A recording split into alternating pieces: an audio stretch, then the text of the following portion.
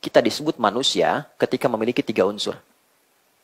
Tolong dicek ya, kira-kira siang ini 3 ini masih ada nggak? Kalau 1 tidak ada, kita kehilangan kemanusiaan kita. Mas Bilar cek nanti ya, masih ada nggak nih? 1 di antara 3 nih. 1 ada fisiknya. Dia awas. Oke? Aman ya, bahasa Arabnya jism, fisik tuh. Semua yang terkait dengan kebutuhan fisik disebut jasmani. Jasmani itu dari bahasa Arab. Segala yang terkait dengan fisik. Jasmani. Oke, tuh. Izinkan saya mengamati, aman ya. Oke. Kedua, ada akalnya. Ini untuk membedakan dengan hewan. Akal. Sekarang hari apa? Sabtu ya. 1 tambah 1 berapa? 2. Aman berarti ya. Karena hewan tak mungkin ya bisa berhitung. Baik. 3, ini. Ada rohnya. Ini disebut aklani yang terkait dengan kebutuhan akal. Ini disebut rohani. Oke? Spiritual question, intellectual intelligence atau intellectual question, kemudian ini physical ya, question. Balik sini. Pelan-pelan. Disebut manusia kalau 3 ini seutuhnya ada. Kalau ia fisik dan akal saja, rohnya tidak ada, maka dia menjadi mayat. Meninggal. Selesai ya? Oke. Makanya digambarkan pulangnya itu tenang. Tenang itu bahasa Arabnya sukun. Sukun, tenang. Makanya dulu ada orang Jepang yang bikin Dragon Ball yang kemarin satunya meninggal itu ya. Ya. Itu kalau Son Goku mengkamehameha Piccolo dan mati kan ada bulatan di atasnya gitu ya. Nah, itu secara fitrah memang muncul ya, sukun, pengen tenang gitu pulangnya. Nah, itu selesai. Kalau dia fisiknya ada, roh ada, akal tidak ada. Ini hewan. Hewan tidak berakal. Tapi kalau fisik tidak ada, akal ada, roh ada. Ini gentayangan. Ya kan? Sate 200 tusuk gitu ya. Ini persoalan tuh. Nah, ini gambaran disebut manusia. Tapi poinnya adalah Allah menginginkan manusia seutuhnya menjadi sehat dan baik.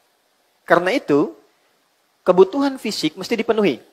Maka turunlah ayat-ayat pemenuhan kebutuhan fisik. Contoh, Quran surah kedua Al-Baqarah di ayat 168. Paling kanan sebelah bawah. Ya ayyuhan nasu kulu mimma fil ardi halalan thayyiban.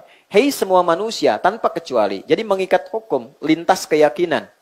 Walaupun imannya kuat, tetap menjaga fisik itu mesti dilakukan.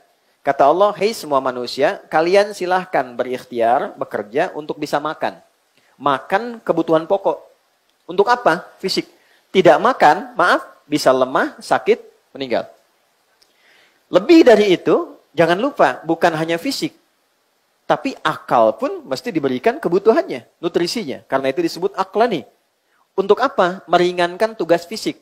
Semakin kuat dan pintar akalnya, semakin ringan tugas fisiknya. S1 dengan S2, itu pekerjaannya pasti lebih berat S1. S2 lebih ringan. S3 lebih ringan lagi. Jadi semakin banyak ilmu walaupun tanpa gelar, itu meringankan tugas fisik. Karena itulah turun ayat-ayat yang memenuhi kebutuhan intelektual kita. Bahkan ayat pertama turun bunyinya, Iqra, diminta baca. Lalu diminta riset, afala yanzuruna ilal ibili kaifa khuliqat. Silahkan di bidang perhewanan, riset. Langit dan bumi, inna fi khalqis samawati wal ardi wa ikhtilafil laili wan nahari la ayatin liulil albab. Siapa ulul albab itu? Alladzina yadhkuruna Allaha qiyaman wa qu'udan wa 'ala junubihim wa yatafakkaruna fi khalqis samawati wal ard. Orang yang senang meriset berbagai hal bahkan di langit dan di bumi. Itu sifat standar orang Islam sejak bangun tidur.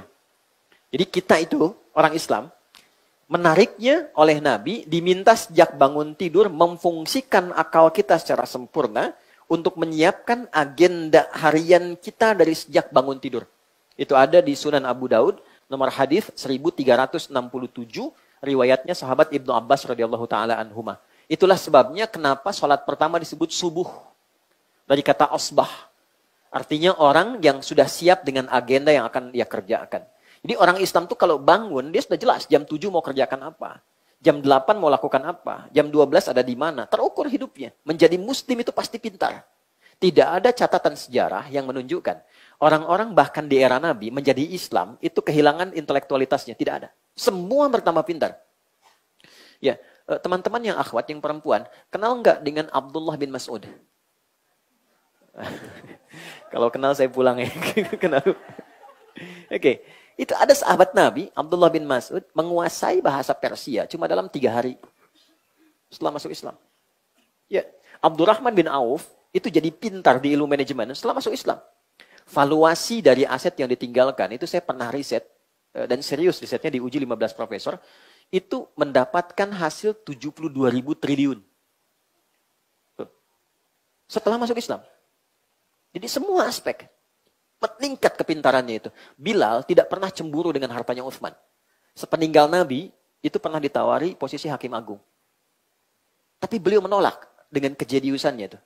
Karena apa? Sudah menyimpulkan bahwa saya pilih passion saya itu di tenaga. Utsman ibadah dengan harta, Ali dengan ilmunya, Abu Bakar dengan kedudukannya. Saya pilih tenaga. Ketika saya adzan, Allahu Akbar, Nabi komen, langsung saya like. Saya subscribe itu kan. Apa komen Nabi? Saya dengar suara tapak kaki Bilal di surga. Saya adzan aja udah ke surga. Ngapain saya keras kerja kayak Utsman katanya. Tapi Utsman kan pilih passion yang lain. Ya kan? Beliau pilih menggunakan hartanya. Tapi singkatnya berubah kadar intelektualnya. Jadi Islam itu ada ayat tentang riset. Ada ayat tentang analisis pasca kejadian. Sebelum kejadian. Minimal baca. Jadi kalau ada orang mengaku muslim. Sehari nggak baca.